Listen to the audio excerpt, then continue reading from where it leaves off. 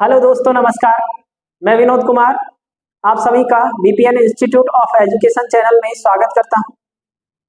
आप सभी को विदित है दोस्तों, हमारी जो चर्चाएं हो रखी है वो हो रही हैं दोस्तों राजस्थान से भूगोल से संबंधित।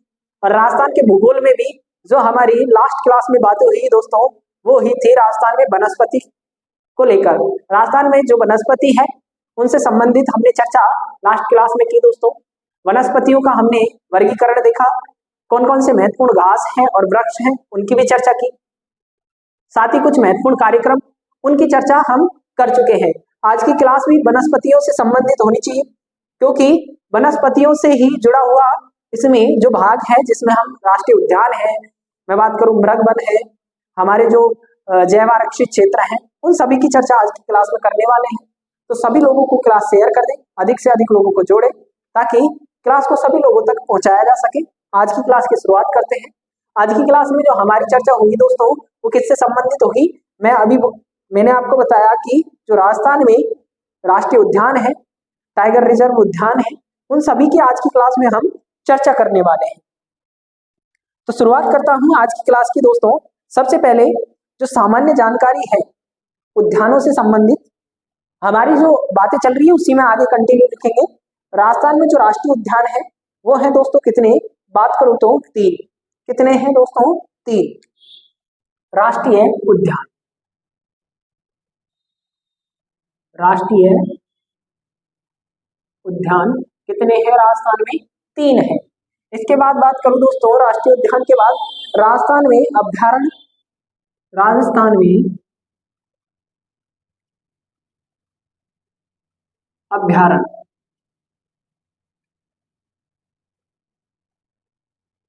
26।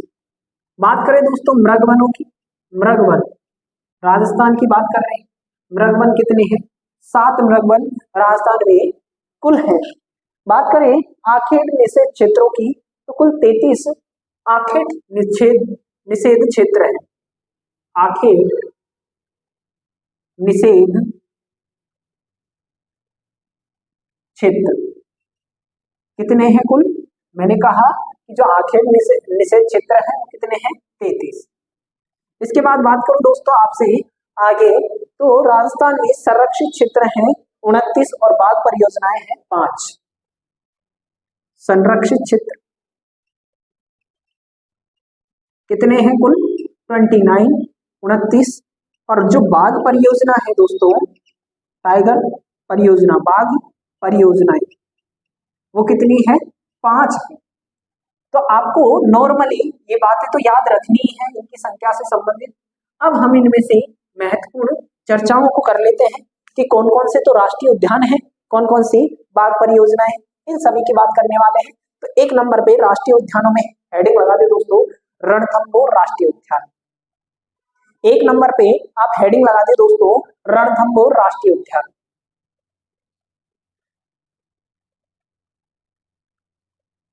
बात करूं रणथंभौर राष्ट्रीय उद्यान की दोस्तों, रणथंभौर राष्ट्रीय उद्यान। बात करें इस रणथंभौर राष्ट्रीय उद्यान की, तो ये है कहां पे दोस्तों? सवाई माधोपुर में। कहां पे है? सवाई माधोपुर। मुख्य रूप से तो कहां है? सवाई माधोपुर में। लेकिन इसके अंदर कोटा और बूंदी का क्षेत्र भी आ जाता है दोस्तों। किसका क्षेत्र आ जाता है? कोटा बूंदी का, लेकिन सॉरी, बूंदी और करौली का। लेकिन मुख्य रूप से ये है कहां पे? बात करें तो सवाई माधोपुर। तो इसकी स्थिति देखने को मिलती है सवाई माधोपुर में। कब बनाया जाता है दोस्तों? बात करूं इसके निर्माण की, किसकी बात करेंगे दोस्तों? निर्माण की। इसका जो निर्माण है दोस्तों वो किया गया 1 नवंबर 1980 को। कब किया जाता है दोस्तों? 1 नवंबर 1980 को इसे क्या बनाया जाता है? राष्ट्रीय उद्यान बनाया जाता है। कहां पे? मैंने बात की सवाई माधोपुर के अंदर। ये राजस्थान का पहला राष्ट्रीय उद्यान है। कौन से नंबर का है दोस्तों? राजस्थान का प्रथम राष्ट्रीय उद्यान। राजस्थान का प्रथम राष्ट्रीय उद्यान कौन सा है? बात करूं तो रणथंभौर दोस्तों। इस राष्ट्रीय उद्यान की अगर आगे और बात करूं दोस्तों, 1973 में इस राष्ट्रीय उद्यान में पहले ही बाघ परियोजना की शुरुआत कर दी गई थी दोस्तों। किसकी शुरुआत कर दी गई थी? बना तो कब था ये राष्ट्रीय उद्यान? 1980 में, लेकिन 1973 में इसमें पहले ही क्या चल रही थी? बाघ परियोजना। कहने का मतलब ये है कि जो राष्ट्रीय उद्यान है रणथंभौर, ये बाघ परियोजना भी है, यानी कि टाइगर रिजर्व, बाघ परियोजना, और साथ में राष्ट्रीय उद्यान भी है। तो दोनों बात आपको यहां से याद रखनी है। किसके लिए? रणथंभौर के लिए। क्षेत्रफल की बात करें दोस्तों, इसका जो कुल क्षेत्रफल है, कुल क्षेत्रफल कितने एरिया में फैला हुआ है, तो क्षेत्रफल की अगर मैं बात करूं, लगभग 392 किलोमीटर, 392 वर्ग किलोमीटर क्षेत्रफल पर इसका क्या देखने को मिलता है दोस्तों? हमें विस्तार देखने को मिलता है। कौन से उद्यान का? तो रणथंभौर राष्ट्रीय उद्यान का। अब 2 नंबर पे हेडिंग लगा दे दोस्तों, केवलादेव राष्ट्रीय उद्यान। 2 नंबर पे हेडिंग लगाए दोस्तों, केवलादेव राष्ट्रीय उद्यान, जो कि भरतपुर में है। कहां पे है दोस्तों? भरतपुर में।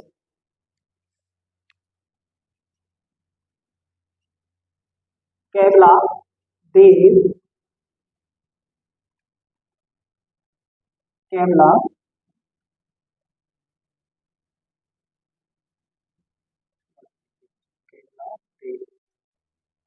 राष्ट्रीय उद्यान। ये जो केवलादेव राष्ट्रीय उद्यान है दोस्तों, इसकी स्थिति कहां देखने को मिलती है? भरतपुर में। भरतपुर में। भरतपुर में कौन सा राष्ट्रीय उद्यान है हमारा? बात करूं तो केवलादेव राष्ट्रीय उद्यान है, जिसे घना पक्षी विहार के नाम से भी जाना जाता है। किस नाम से जाना जाता है दोस्तों? घना पक्षी विहार। निर्माण की बात करें, निर्माण कब होता है इसका? इसका निर्माण होता है दोस्तों 1981 में। अगर मैं डेट की बात करूं तो 26 अगस्त को। कब होता है दोस्तों? 26 अगस्त 1981 को इसे क्या बनाया जाता है दोस्तों? राष्ट्रीय उद्यान। इसका नाम क्या है दोस्तों? दूसरा नाम बात करें तो इसे घना पक्षी विहार भी कहते हैं। इसी का नाम क्या है दूसरा? घना पक्षी विहार। और बात करूं दोस्तों इसके वर्ग क्षेत्रफल की, तो लगभग 28.73 क्षेत्रफल की बात करें, 28.73 वर्ग किलोमीटर क्षेत्रफल पर इसका क्या देखने को मिलता है दोस्तों? विस्तार देखने को मिलता है। कौन से राष्ट्रीय उद्यान का? केवलादेव राष्ट्रीय उद्यान का।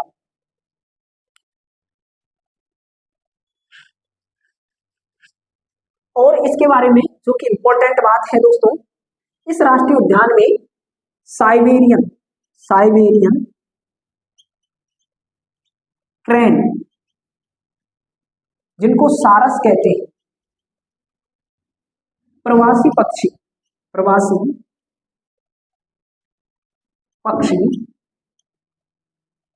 आते हैं या पाए जाते हैं। साइबेरियन क्रेन जो कि प्रवासी पक्षी है, कहां देखने को मिलता है हमें दोस्तों? मैंने कहा कहां पे, तो बात करें तो सारस जिसे कहते हैं, ये मिलता है हमें भरतपुर राष्ट्रीय उद्यान में, केवलादेव जो राष्ट्रीय उद्यान है इसके अंदर। और बात करूं दोस्तों, तो ये जो राष्ट्रीय उद्यान है, इसको दोस्तों यूनेस्को की विश्व धरोहर में भी शामिल कर रखा है। यूनेस्को विश्व धरोहर कब शामिल होता है? तो 1985 में इसे किसमें शामिल कर लिया गया था? यूनेस्को विश्व धरोहर के अंदर शामिल कर लिया गया था। एक और बात करूं दोस्तों, एक आपने नाम सुना होगा दोस्तों, रामसर साइट। तो इसके अंदर भी कौन सा उद्यान शामिल है? केवलादेव राष्ट्रीय उद्यान शामिल है। किसके अंदर? रामसर साइट के अंदर भी शामिल। तो ये सारी बात आपको किसमें याद रखनी है दोस्तों, कैवलादेव राष्ट्रीय उद्यान में। आगे बढ़ते हैं और आगे बात करते हैं तीसरे राष्ट्रीय उद्यान की। तो 3 नंबर पे लगा दे दोस्तों मुकुंदरा हिल्स राष्ट्रीय उद्यान। मुकुंदरा हिल्स राष्ट्रीय उद्यान जो कि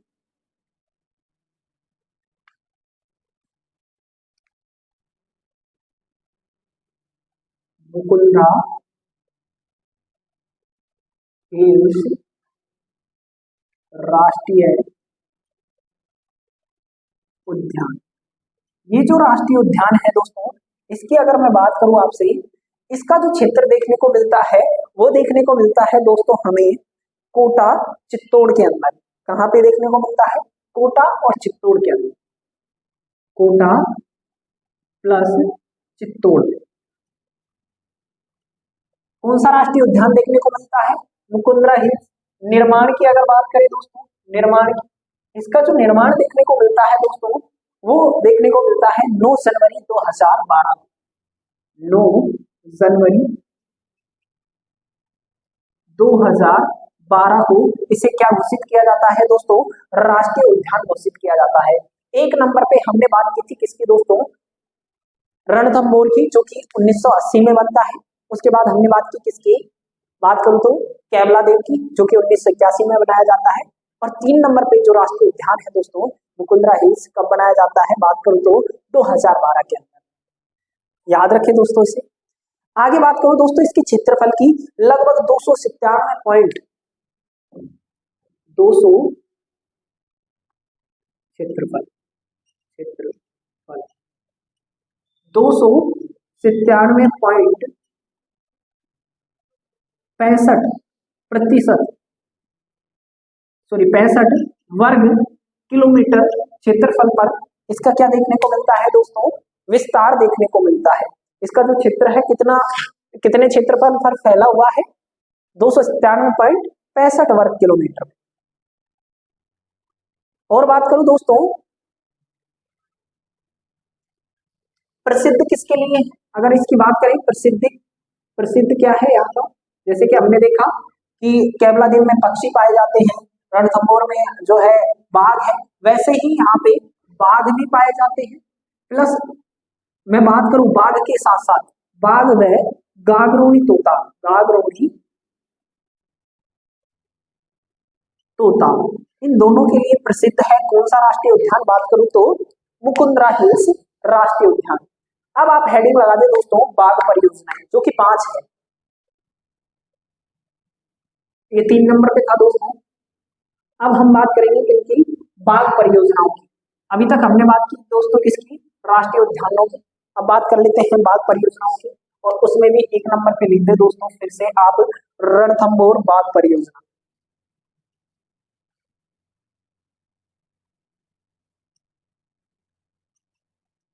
बाघ परियोजना, एक्चुअली बात यह है कि जो राष्ट्रीय उद्यान है वो तो सवाई माधोपुर में ही है, लेकिन बाघ परियोजना की बात करें तो इसका विस्तार बढ़ जाता है दोस्तों, बूंदी का क्षेत्र भी इसमें आ जाता है और करौली का भी आ जाता है। तो ये चीज ध्यान रखिए कि जो ये बाघ परियोजना है, सबसे पहले अगर बात करूं कब बनाई जाती है, तो मैंने आपको पहले ही बता दिया कि जो रणथंभौर बाघ परियोजना है इसका निर्माण दोस्तों 1973 में होता है। कब होता है, 1973 में क्या बनती है बाघ परियोजना।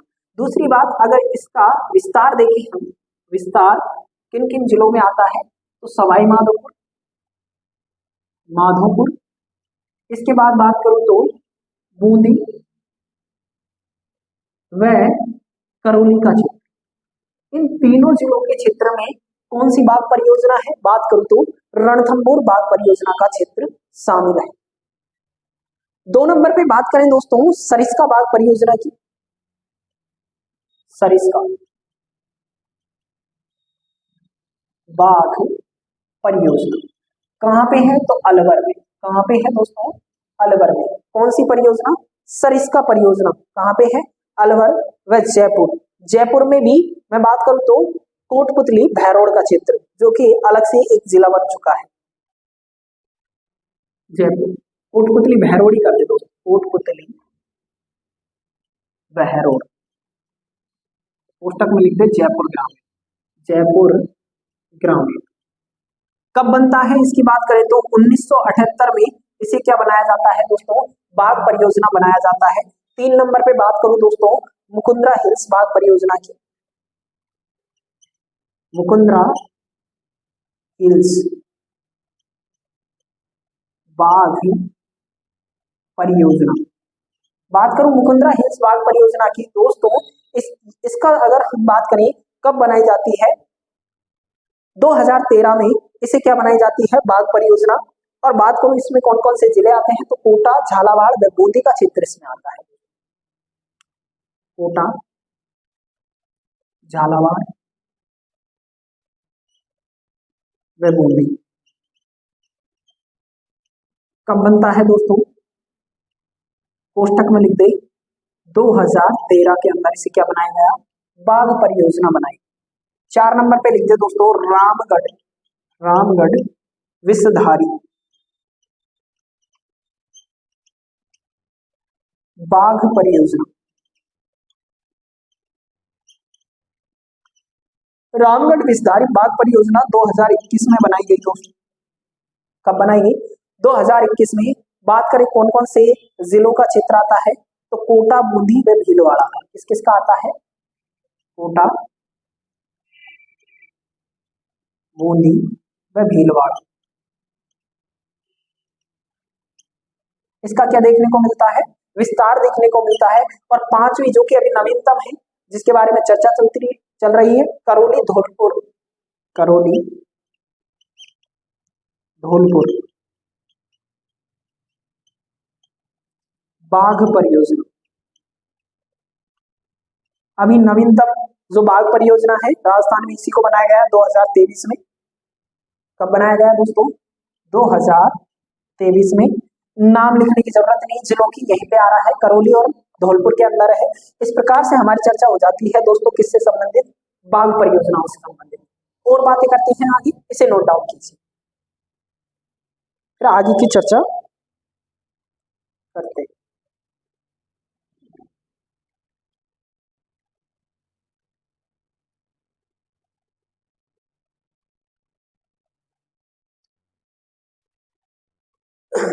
अब बात करेंगे दोस्तों अभ्यारण्य की। राजस्थान में जो अभ्यारण्य है कौन कौन से, 23 अभ्यारण्य हैं दोस्तों, उनकी भी चर्चा कर लेते हैं। तो अब हेडिंग लगाते दोस्तों, राजस्थान में अभ्यारण्य, अभ्यारण्य। अभ्यारण्य के स्थिति में हम केवल उसका नाम और जिले से संबंधित बात करेंगे, कौन से जिले में है, क्योंकि 23 के बारे में पूरी जानकारी हम नहीं कर सकते। तो हम बात कर लेते हैं अभ्यारण्यों की। सबसे पहले 1 नंबर पे आप हेडिंग लिख दे दोस्तों, अभ्यारण्य में राष्ट्रीय मरु उद्यान, मरु उद्यान कहां पे है, जैसलमेर। कहां पे है दोस्तों, जैसलमेर में। बात करूं दोस्तों जैसलमेर व बाड़मेर, बाड़मेर और बाड़मेर दोनों का क्षेत्र आ जाता है। बात करें दोस्तों, ये जो राष्ट्रीय मरु उद्यान है गोडावन पक्षी के लिए जाना जाता है, गोडावन, गोडावन पक्षी की शरण स्थली माना जाता है। यानी कि राजस्थान में जो गोडावन पक्षी है उसका सर्वाधिक ठहराव कौन से उद्यान में है, बात करें तो राष्ट्रीय मरु उद्यान जैसलमेर व बाड़मेर। और मैं बात करूं दोस्तों, ये जो अभ्यारण्य है, ये जो अभ्यारण्य है हम किसकी बात कर रहे हैं, अभ्यारण्य, ये ध्यान रखें। ये जो अभ्यारण्य है राजस्थान का सबसे बड़ा अभ्यारण्य, क्षेत्रफल की दृष्टि सबसे बड़ा अभ्यारण्य।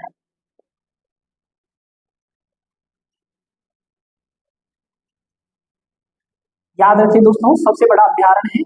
इसी अभ्यारण्य में दोस्तों आकलवुड फॉसिल्स पार्क पाया जाता है, जिसकी चर्चा हम भौतिक प्रदेशों में कर चुके हैं, तो यहाँ पे करने की जरूरत नहीं है। फिर भी एक बार याद दिला दूं कि ये जो अभ्यारण्य है यहाँ पे एक जलपट्टी पाई गई है दोस्तों। दूसरी बात, इसी अभ्यारण्य के अंदर प्राचीनतम लकड़ी के साक्ष्य मिले हैं, इसीलिए आकलवुड फॉसिल्स जो पार्क है वो भी किसी कौन से अभ्यारण्य में देखने को मिलता है, इसी अभ्यारण्य में देखने को मिलता है।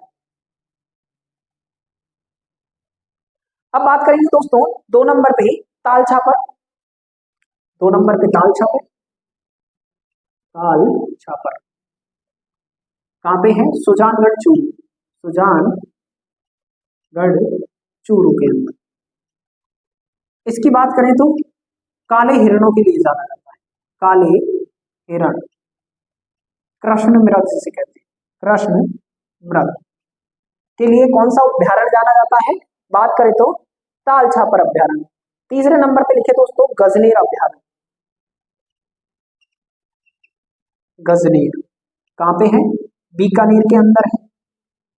प्रसिद्ध किसके लिए है? तो रेत के तीतर के लिए, रेत का के तीतर, इसके लिए क्या है? ये प्रसिद्ध है दोस्तों। 4 नंबर पे बात करेंगे दोस्तों अगले की। 4 नंबर पे बात करेंगे चंबल घड़ियाल अभ्यारण्य। चंबल घड़ियाल अभ्यारण्य। ये चंबल घड़ियाल अभ्यारण्य है, इसकी स्थिति देखने को मिलती है दोस्तों कोटा, बूंदी, सवाई माधोपुर। सवाई माधोपुर, कोटा, बूंदी, सवाई माधोपुर में कौन सा अभ्यारण्य देखने को मिलता है? हमें चंबल घड़ियाल अभ्यारण्य देखने को मिलता है दोस्तों। करौली, धौलपुर भी इसके आगे आप आगे लिखते हैं, तो करौली धौलपुर तक चंबल का क्षेत्र है पूरा इसी के अंदर आ जाता है। तो करौली धौलपुर, इन 5 के 5 जिलों का क्षेत्र किसमें आता है? बात करें तो चंबल घड़ियाल अभ्यारण्य के अंदर। आगे बात करते हैं दोस्तों 6 नंबर पे लिखे दोस्तों सीता माता अभ्यारण्य। सीता माता अभ्यारण्य। सीता माता अभ्यारण्य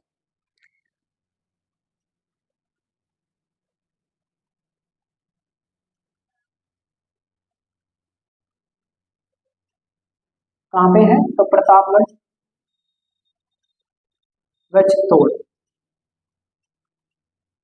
किसके लिए प्रसिद्ध है? तो उड़न गिलहरी, उड़न गिलहरी के लिए प्रसिद्ध। इस अभ्यारण्य में कौन सी गिलहरी पाई जाती है दोस्तों? उड़ने वाली गिलहरी पाई जाती है, इसलिए यह अभ्यारण्य क्या है? प्रसिद्ध है, जिसे फ्लाइंग स्कीवर पेटोरियस एम्बिलेटर कहते हैं। ठीक है दोस्तों, तो किसके लिए प्रसिद्ध है? उड़न गिलहरी के लिए। सलूम्बर और लिखते दोस्तों, क्योंकि नया जिला बना है तो उसका भी थोड़ा क्षेत्र इसमें देखने को मिल जाता है, सलूम्बर। ठीक है, 6 नंबर पे लिखे दोस्तों अगला आप 6 नंबर पे अभ्यारण्य की बात करेंगे दोस्तों माउंट आबू अभ्यारण्य, जो कि सिरोही में है। माउंट आबू अभ्यारण्य, ये कहाँ पे है दोस्तों? सिरोही। सिरोही में भी किसके लिए प्रसिद्ध है? जंगली मुर्गों के, जंगली मुर्गों के लिए प्रसिद्ध। प्रसिद्ध कौन सा अभ्यारण्य है दोस्तों? बात करें तो माउंट आबू अभ्यारण्य जंगली मुर्गों के लिए क्या है? प्रसिद्ध है। 7 नंबर पे आप लिखे दोस्तों अगला अभ्यारण्य, बात करूं तो सरिस्का अभ्यारण्य। सरिस्का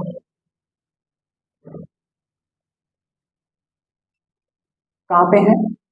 तो मैंने बात की दोस्तों अलवर। कहाँ पे है? अलवर में। अलवर के साथ मैंने आपको बताया कि जो सरिस्का अभ्यारण्य है इसमें बाघ परियोजना है, प्लस यहाँ का जो प्रसिद्ध है दोस्तों, प्रसिद्ध की बात करें हरे कबूतर, हरे कबूतर प्रसिद्ध। इस अभ्यारण्य की बात करें तो सरिस्का अभ्यारण्य। 8 नंबर पे लिखे दोस्तों आप कुमलगढ़ अभ्यारण्य।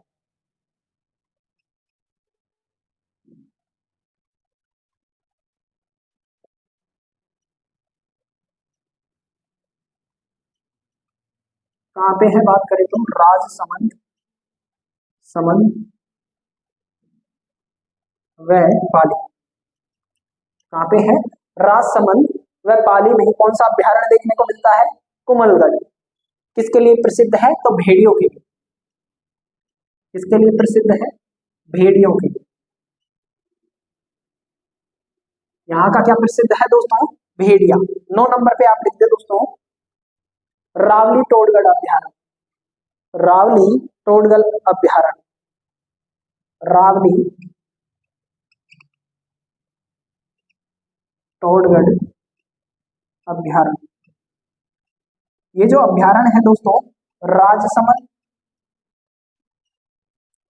पाली व ब्यावर 3 जिलों के अंदर फैला है। कौन कौन से में फैला है दोस्तों?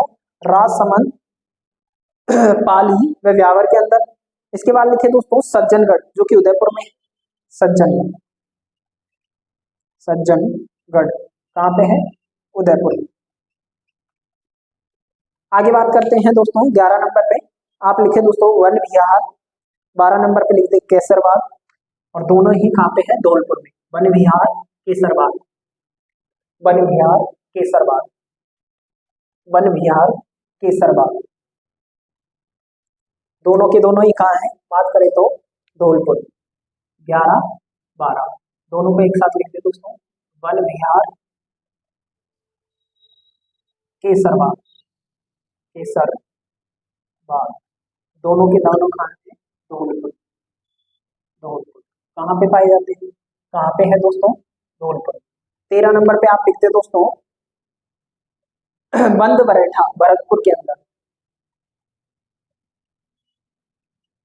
बंद बरेठा कहाँ पे है? भरतपुर। 14 नंबर पे लिखते दोस्तों 14 नंबर पे लिखते दोस्तों जयसमंद सलूमबर में। जयसमंद, जयसमंद सलूमबर। 15 पे लिख दे दोस्तों नाहरगढ़। नाहरगढ़ कहाँ पे? जयपुर। 16 नंबर पे लिखते दोस्तों नाहरगढ़ के बाद 16 नंबर पे लिखते दोस्तों जमुआ रामगढ़। जमुआ रामगढ़, जमुआ रामगढ़, जयपुर ग्राम। जयपुर ग्रामीण कहाँ पे है? जयपुर ग्रामीण। 17 नंबर पे लिखते दोस्तों सवाई माधोपुर। सवाई माधोपुर, सवाई माधोपुर अभ्यारण्य कहाँ पे है? तो सवाई माधोपुर, सवाई माधोपुर। 18 नंबर पे लिखते दोस्तों आप सवाई माधोपुर अभ्यारण्य के बाद में बात करूँ 18 नंबर पे लिखते दोस्तों कैला देवी। कैला देवी अभ्यारण्य कहाँ पे है? करौली। कहाँ पे है? करौली। 19 नंबर पे लिखते दोस्तों आप शेरगढ़ बारा के अंदर। शेरगढ़ कहाँ पे है? वारा में। कोष्टक में लिखते सांपों की शरण स्थल। सांपों के लिए प्रसिद्ध है दोस्तों, सांपों के लिए प्रसिद्ध। सांपों की शरण स्थली कहलाता है। क्या कहलाता है दोस्तों? सांपों की शरण स्थली। और बात करूं दोस्तों आपसे 20 नंबर पे लिख दे दोस्तों दर्रा अभ्यारण्य।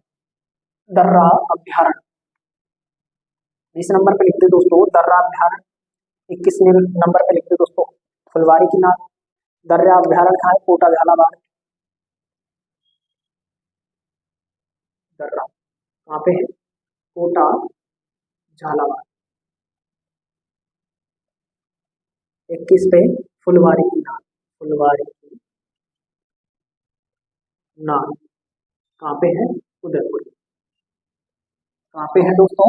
उदयपुर के अंदर। कौन सा देखने को मिलता है? फुलवारी की नाद। आगे लिखे दोस्तों आप 22 नंबर पे सुंदा माता अभ्यारण्य जालोर के अंदर।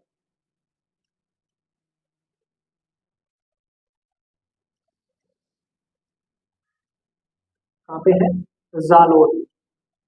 अगला लिखे दोस्तों 23 नंबर पे जो अभ्यारण्य है दोस्तों बात करें तो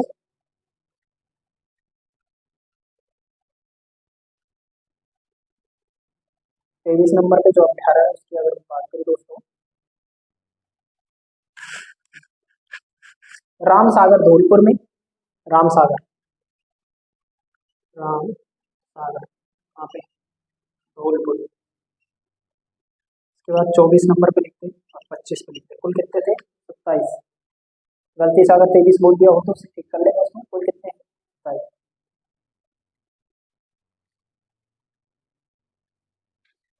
एक मिनट, गलती से अगर 23 लिखवाया दोस्तों मैंने, अगर अभ्यारण में, क्षमा चाहता हूँ, अगर गलती से 23 अभ्यारण लिखवा रखे हैं तो उसे चेंज करके 26 कर लें दोस्तों। कितने कर लें? 26। बात करें दोस्तों 24 पे भैंसरोडगढ़ और 25 पे लिख दे दोस्तों बस्सी। भैंसरोडगढ़, बस्सी, दोनों ही कहाँ हैं? चित्तौड़ के अंदर।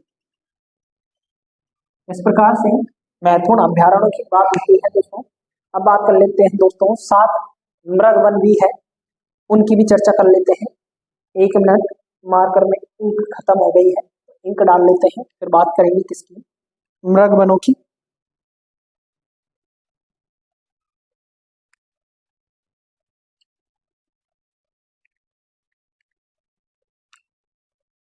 ये जो मृग वन है दोस्तों, यहाँ पे मुख्य रूप से हम बात करें मृग वनों की तो 7 मृग वन है, हमने पीछे बात की थी।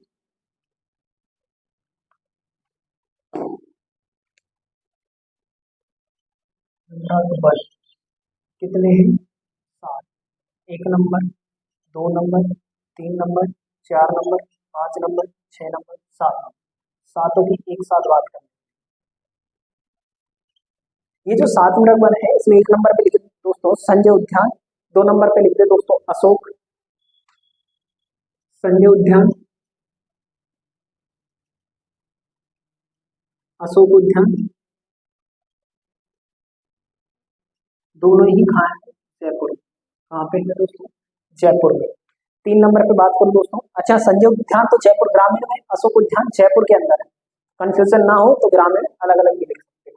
इसके बाद करूँ दोस्तों चित्तौड़ जो है, चित्तौड़गढ़ वन उद्यान, वो कहाँ है? चित्तौड़ के अंदर, सज्जनगढ़ उदयपुर के अंदर, सज्जनगढ़, सज्जनगढ़ वन उद्यान कहाँ पे है? बात करें तो उदयपुर। चित्तौड़ उद्यान कहाँ पे है?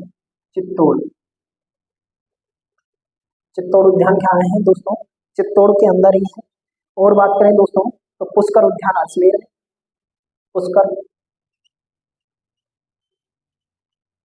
कहाँ पे है? अजमेर। सज्जनगढ़, सज्जनगढ़ हो गया। माचिया सफारी, माचिया सफारी उद्यान कहाँ पे है? जोधपुर। कहाँ पे है दोस्तों? जोधपुर के अंदर। एक है दोस्तों खेजड़नी उद्यान जो कि जोधपुर ग्रामीण में है। खेजड़नी उद्यान, खेजड़नी उद्यान जोधपुर ग्राम। इस प्रकार से हमारी जो मृगवन है उनसे संबंधित चर्चा हो जाती है। अब बात कर लेते हैं दोस्तों आगे और महत्वपूर्ण संरक्षित क्षेत्रों की। हमने बात की थी संरक्षित क्षेत्र 29 है, तो उनकी भी बात कर लेते हैं दोस्तों, फटाफट से उनको भी लिख ले दोस्तों। संरक्षित क्षेत्र, संरक्षित कौन कौन से? 29 के 29 नहीं लिखेंगे लेकिन इंपॉर्टेंट लिख लेते हैं। इसमें आप लिख लो दोस्तों, बात करूँ तो बीसलपुर टॉप के अंदर है, सोरसेन 12 में, साबाद तलहटी 12 में, सोरसेन और साबाद दोनों के दोनों कहाँ है? 12 में। बीसलपुर टॉप के अंदर, केकड़ी उदयपुर, शाहबाद 12 के अंदर, सोरसेन, सोरसेन कहाँ पे? 12 के अंदर। ये क्या लिख रहे हैं दोस्तों हम? संरक्षित क्षेत्र। इसके बाद और बात करूं दोस्तों, रणखार है दोस्तों सांचौर में, रणखार, रणखार, रणखार सांचौर के अंदर।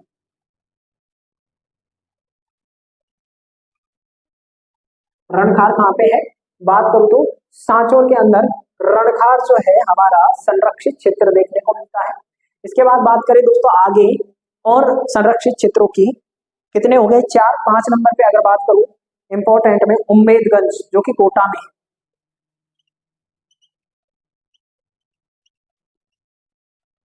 कोटा, उम्मेदगंज कहाँ है? कोटा में। और बात करूं दोस्तों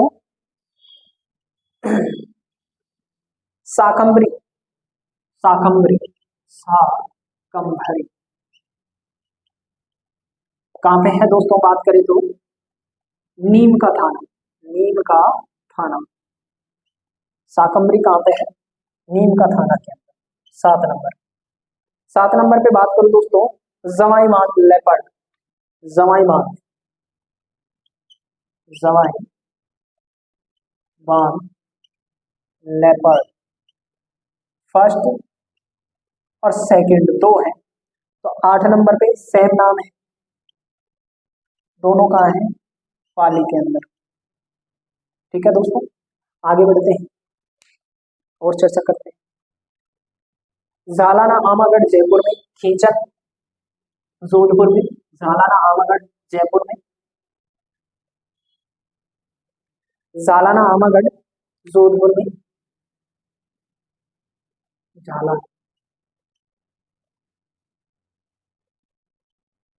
झाला आमागढ़ कहाँ पे है दोस्तों? बात करूं तो जयपुर के अंदर। और मैं बात करूं दोस्तों आपसे आगे खींचन, खींचन कहाँ है दोस्तों? पहले जोधपुर में आता था, अब उससे एक अलग जिला बना है दोस्तों फलोदी, तो फलोदी के अंदर कौन सा है? खींचन, फलोदी। और बात करें दोस्तों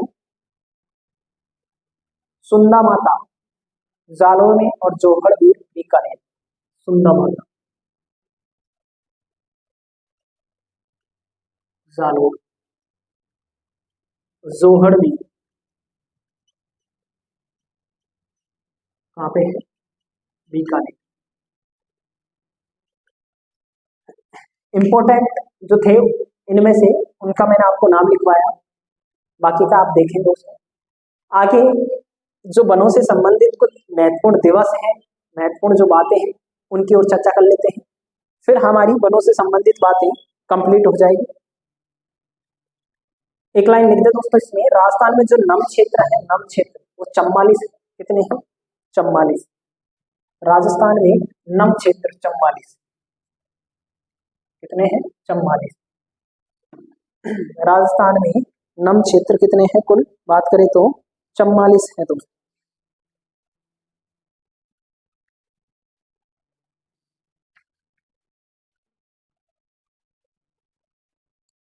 नम क्षेत्र कितने हैं? 44। अब लिखे दोस्तों एक एक लाइन में, पर्यावरण दिवस, पर्यावरण दिवस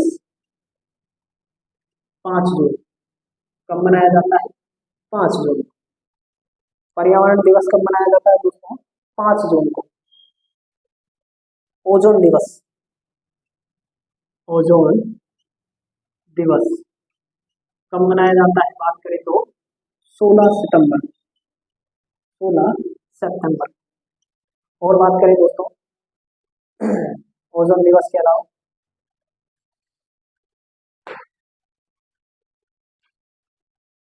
मृदा दिवस दोस्तों,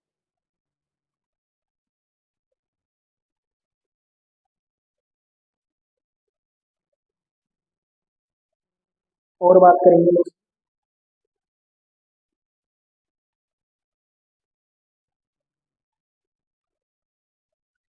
3 दिवस एक साथ लिखे दोस्तों, जल दिवस, जल दिवस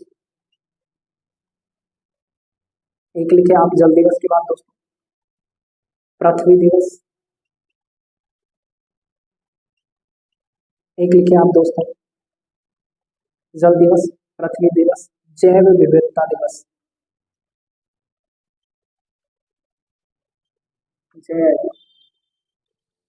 विविधता दिवस। और इनको एक एक को लिखते दोस्तों, जल दिवस मनाया जाता है 22 मार्च। पृथ्वी दिवस मनाया जाता है दोस्तों 22 अप्रैल। और जैव विविधता दिवस मनाया जाता है दोस्तों 22 मई को। तीनों मार्च अप्रैल मई कंटिन्यू आ रहे हैं और डेट भी सेम है, तो आसानी से आप इसको याद रख सकते हो। जल दिवस, पृथ्वी दिवस और जैव विविधता दिवस, ये क्या है? महत्वपूर्ण दिवस। और लिखे दोस्तों,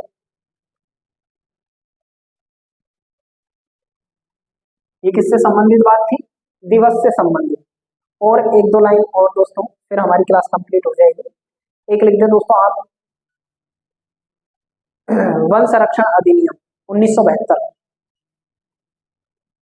वन संरक्षण अधिनियम, शायद पीछे लिखवा दिया हो, 1972 में। एक लिख दे दोस्तों आप, वन संरक्षण अधिनियम कब बना दोस्तों? 1972 में। एक लिख दे दोस्तों, बाघ संरक्षण अधिनियम। बाघ संरक्षण अधिनियम 1973 कब बनता है? 1973 में। पर्यावरण संरक्षण अधिनियम, अगला लिख दे दोस्तों, पर्यावरण संरक्षण अधिनियम कब बनता है? 1986। याद रखने योग्य चीजें हैं दोस्तों। कब बनता है दोस्तों? 1986।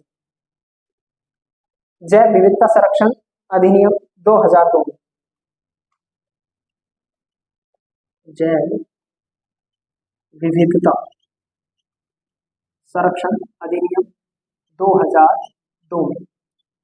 दोस्तों, ये थी हमारी राजस्थान में वनस्पतियों से संबंधित चर्चाएं। आगे की बात अगली क्लास में करेंगे। कैसी लगी क्लास कमेंट करके जरूर बताएं। क्लास को अधिक से अधिक लोगों तक जरूर पहुंचाएं। बेल आइकन को दबा लें, चैनल को सब्सक्राइब कर दें ताकि हर क्लास आप तक पहुंचाई जा सके। आज की क्लास में इतना ही, तब तक के लिए धन्यवाद। जय हिंद, जय भारत।